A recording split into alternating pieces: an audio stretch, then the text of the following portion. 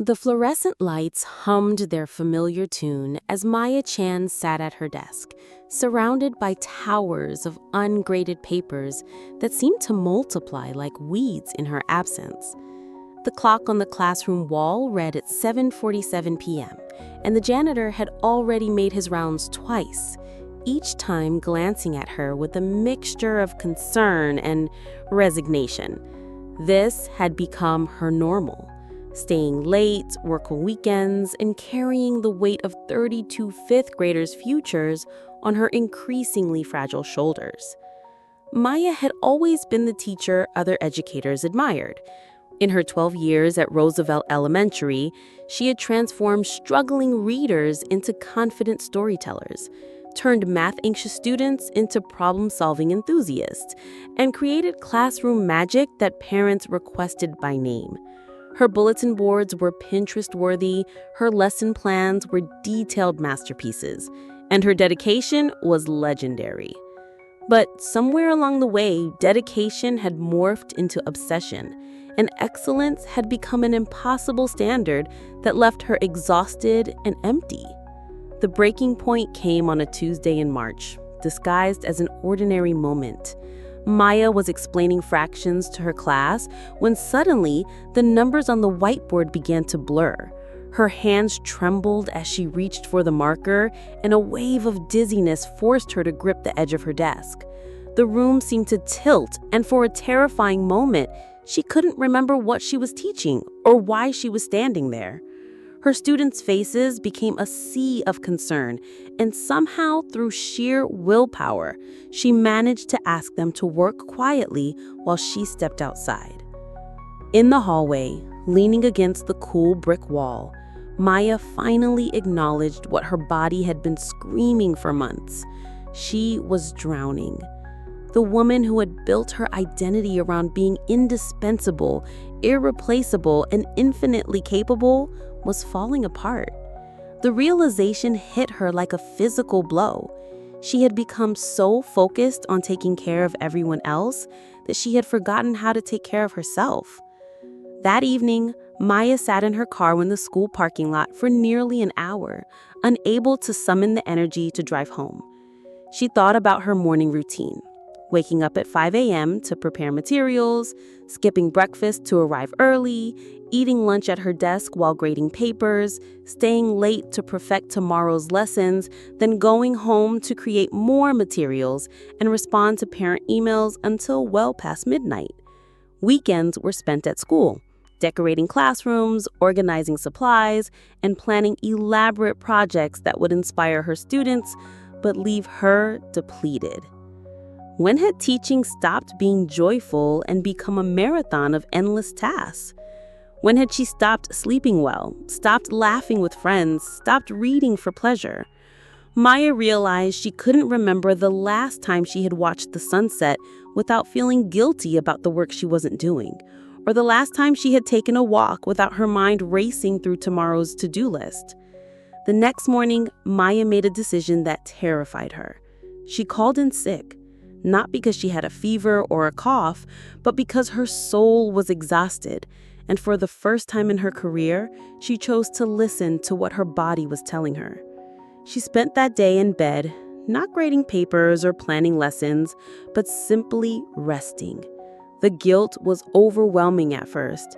Images of her substitute struggling with her detailed lesson plans, her students wondering where she was, parents possibly questioning her commitment.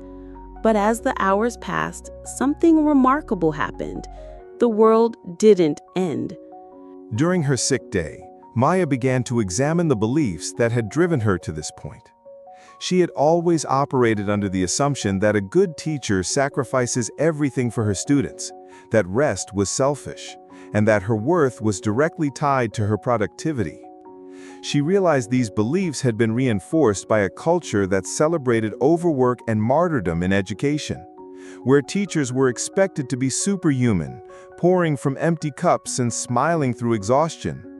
But lying in her bed that day, Maya remembered why she had become a teacher in the first place. It wasn't to be perfect or to prove her worth through exhaustion.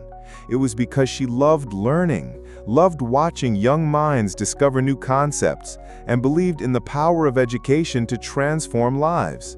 Somewhere along the way, she had lost sight of that love, buried it under an avalanche of self-imposed expectations and systemic pressures. Maya's recovery didn't happen overnight.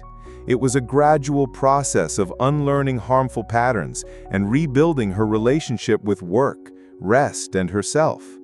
She started small, with changes that felt manageable, yet revolutionary.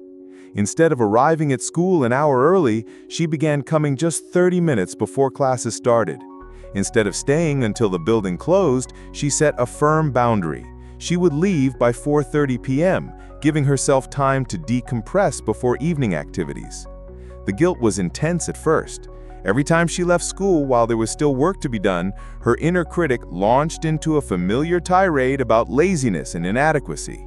But Maya had begun to recognize this voice as a false friend, one that had promised to keep her safe and successful, but had instead led her to the brink of collapse. She practiced responding to this voice with compassion rather than compliance, thanking it for its concern, but choosing a different path. One of Maya's first major revelations came when she began examining her grading practices. For years, she had provided extensive written feedback on every assignment, spending hours crafting comments that she hoped would inspire improvement. But when she honestly assessed the impact of this approach, she realized that most students barely read her lengthy notes, and the time she spent writing them could be better used for face-to-face instruction, or, revolutionary thought, her own rest. Maya experimented with more efficient feedback methods, quick verbal check-ins during class, focused comments on just one or two aspects of student work, and collaborative peer review sessions that took the burden off her while providing valuable learning experiences for her students. To her surprise, the quality of student work didn't decline. In many cases, it improved. Students seemed more engaged when receiving immediate, targeted feedback rather than overwhelming written dissertations on their papers. The transformation in Maya's grading approach led to a broader examination of her teaching practices. She had always believed that elaborate, time-intensive projects were necessary to create meaningful learning experiences. But as she observed her students more carefully, she noticed that some of their most powerful learning moments happened during simple, spontaneous discussions or hands-on activities that required minimal preparation. Maya began to embrace what she called sustainable excellence, maintaining high standards while recognizing that perfectionism was not only unsustainable, but often counterproductive. She started using templates for lesson plans instead of creating each one from scratch. She borrowed and adapted materials from colleagues instead of reinventing everything herself. She allowed her bulletin boards to be good enough rather than magazine perfect. Each small change felt like a betrayal at first, but gradually, Maya began to see the wisdom in working smarter rather than harder. She had more energy for the aspects of teaching that truly mattered, building relationships with students, facilitating meaningful discussions, and being present for those magical moments when a child's understanding suddenly clicks into place. The shift in Maya's approach to work naturally led to changes in her personal life. For the first time in years, she began to cultivate interests outside of teaching. She rediscovered her love of cooking, spending Sunday afternoons experimenting with new recipes instead of laminating educational materials. She started reading fiction again, allowing herself to get lost in stories that had nothing to do with curriculum standards or educational theory. Maya also reconnected with friends outside of education. She had gradually isolated herself from non-teacher friends, partly because she felt they couldn't understand her challenges, but mostly because she had convinced herself she didn't have time for relationships that didn't directly serve her professional goals. Now she realized how much she had missed the perspective and support of people who knew her as Maya the person, not just Maya the teacher. Physical activity became another cornerstone of Maya's recovery. She had always been too tired or too busy for exercise, but as her stress levels decreased, she found herself craving movement. She started with short walks around her neighborhood after school, using the time to transition from teacher mode to personal mode. These walks became sacred, a daily ritual that helped her process the day's events and clear her mind. Eventually, Maya joined a local yoga class, drawn by the promise of both physical activity and stress relief. At first, she struggled with the concept of being present in her body rather than lost in her thoughts. Her mind would wander to lesson plans and student concerns even during meditation. But gradually, she learned to anchor herself in the moment, to breathe deeply, and to find peace in stillness. The yoga practice became a metaphor for Maya's entire transformation. Just as she had to learn to balance in challenging poses without forcing or straining, she had to learn to balance her professional commitments with personal well-being. Some days the balance felt effortless, while other days required conscious effort and self-compassion when she wobbled. Maya's journey toward rest and recovery wasn't linear. There were setbacks, weeks when old patterns reasserted themselves, especially during high-stress periods like standardized testing or parent conferences. During these times, Maya would find herself slipping back into overwork mode, staying late and sacrificing sleep. But now she had tools to recognize these patterns early and course correct before reaching the point of exhaustion. She developed what she called her warning system, physical and emotional signals that indicated she was pushing too hard. Tension in her shoulders, difficulty sleeping, irritability with students, and the urge to control every detail were all red flags that prompted her to step back and reassess. When these signals appeared, Maya would implement her emergency rest protocol, leaving school at the scheduled time regardless of unfinished tasks, taking a hot bath, and going to bed early with no work-related reading. The transformation in Maya's teaching was remarkable, though not in the ways she had initially expected. She had feared that working less would make her a worse teacher, but the opposite proved true.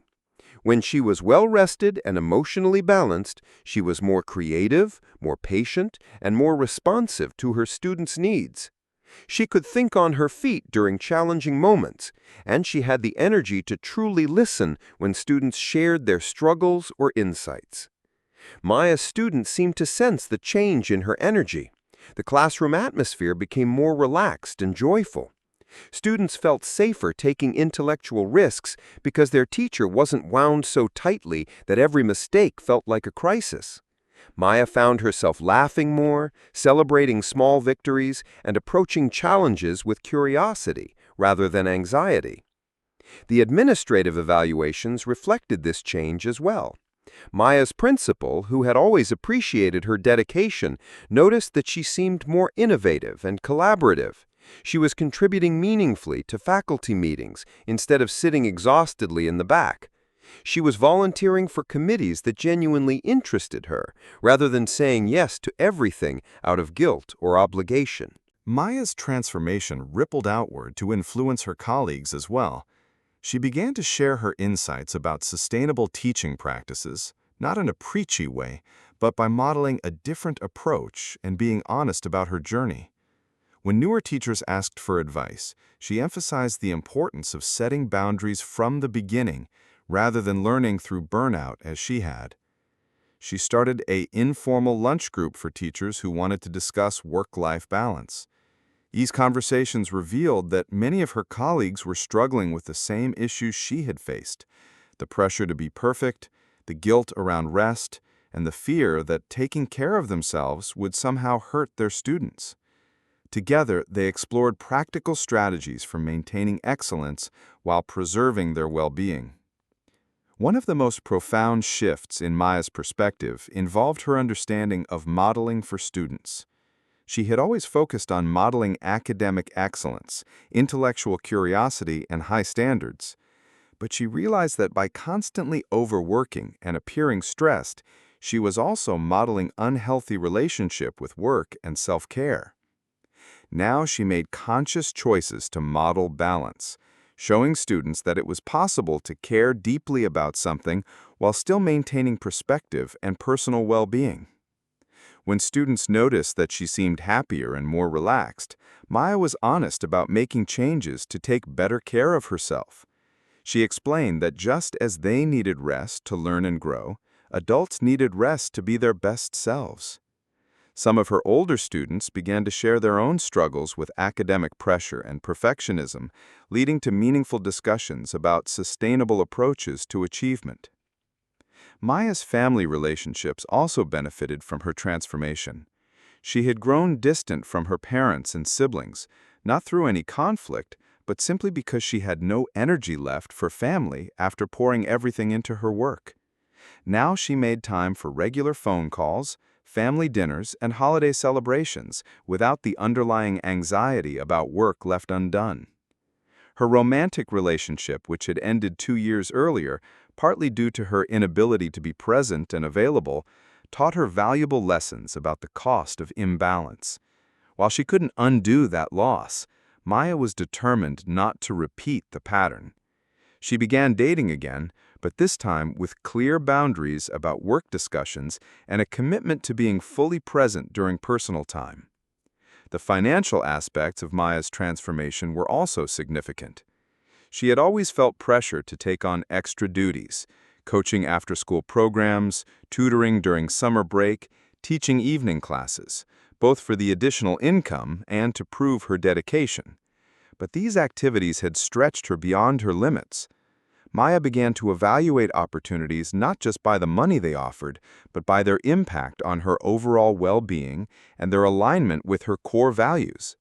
She discovered that by being more selective about extra commitments, she could focus more energy on her primary teaching role, potentially leading to better performance reviews and advancement opportunities.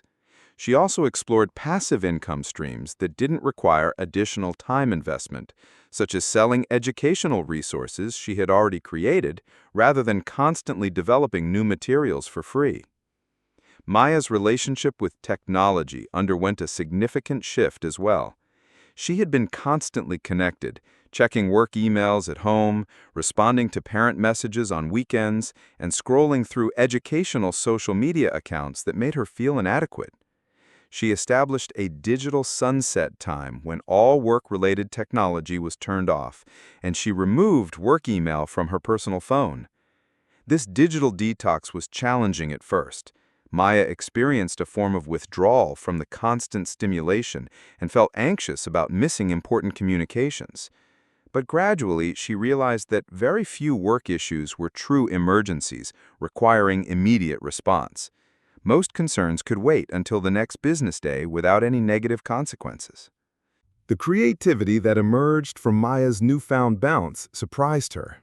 When she wasn't exhausted and overwhelmed, her mind had space for innovative ideas and fresh approaches to teaching challenges. She began experimenting with new instructional strategies, not because she felt pressured to constantly improve, but because she genuinely enjoyed the creative process. Maya started a teaching blog where she shared her journey and insights about sustainable education practices. Writing became a form of reflection and healing, helping her process her experiences while potentially helping other educators facing similar challenges. The response was overwhelming. Teachers from around the world reached out to share their own stories of burnout and recovery, creating a community of educators committed to redefining what it meant to be dedicated to their profession. Seasonal rhythms became important to Maya's practice of sustainable teaching. She learned to adjust her expectations and energy levels according to the natural cycles of the school year. Fall was for establishing routines and building relationships. Winter was for deepening learning and enjoying the cozy classroom atmosphere. Spring brought energy and growth, while summer was for rest, reflection, and renewal. Maya stopped trying to maintain the same intensity year-round and instead embraced the ebb and flow of educational seasons. During high-energy periods, she could invest more deeply in special projects and intensive instruction. During natural low points, she focused on maintenance and self-care, trusting that these rhythms serve both her and her students. The concept of good enough became a liberation rather than a compromise for Maya. She learned to distinguish between areas where excellence was truly important and areas where perfectionism was simply ego-driven. Student safety and learning outcomes remained non-negotiable priorities, but the perfect bulletin board display or the flawlessly organized supply closet became less important than her mental health and sustainability. Maya's recovery taught her that rest wasn't the opposite of productivity. It was the foundation that made true productivity possible. When she was well-rested, she could accomplish more in focused bursts than she had during her previous marathon work sessions. Her decision-making improved, her creativity flourished, and her ability to handle unexpected challenges increased dramatically. The transformation also influenced Maya's long-term career planning. Instead of viewing teaching as a profession that required total self-sacrifice, she began to see it as a sustainable career that could evolve and grow with her changing life circumstances. She explored opportunities for leadership and mentorship that aligned with her values. And she began to consider how she might use her experience to advocate for systemic changes in education culture. Maya's story became a testament to the possibility of change, even after years of entrenched patterns. She proved to herself and others that it was never too late to choose a different path, to prioritize well-being, and to redefine success on more sustainable terms. Her classroom remained a place of high expectations and deep learning, but it was also a place of joy, balance, and authentic human connection. The teacher who had once measured her worth by her exhaustion now measured it by her presence, her creativity, and her ability to inspire without sacrificing herself. Maya Chen had learned the most important lesson of her career, that taking care of herself wasn't selfish, it was essential. Only by honoring her own needs could she continue to serve her students with the passion, energy, and wisdom they deserved. As Maya reflected on her journey from burnout to balance, she realized that her recovery had been about much more than changing work habits. It had been about fundamentally shifting her relationship with herself, moving from self-criticism to self-compassion, from perfectionism to presence, and from martyrdom to mindful living. The teacher who had learned to rest had also learned to truly live, and in doing so, she had become the educator she had always aspired to be, not despite taking care of herself, but because of it.